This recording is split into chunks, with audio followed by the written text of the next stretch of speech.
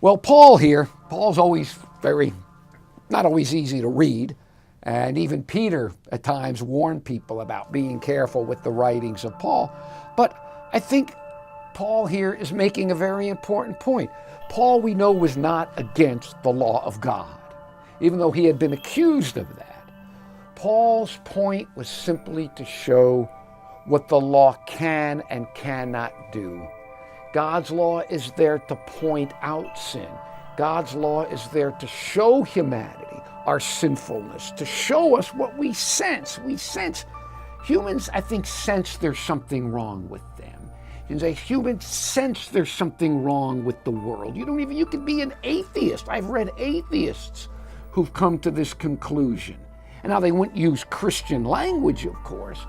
And the point is, we are sinners. We have violated God's moral order, which is God's moral law, and we have all reaped the consequences of it. So what Paul is trying to say here is, again, Paul was not against the law. We as Seventh-day Adventists, we are not against the law. Our very name, Seventh-day Adventist, shows how seriously we take the law. The issue for us is very simple. The law cannot save us. People sometimes ask the question, can we keep God's law? Well, that is a stupid question. Of course we could keep God's law. I never understood that question. God gave us God's going to give us a law and we can't keep it?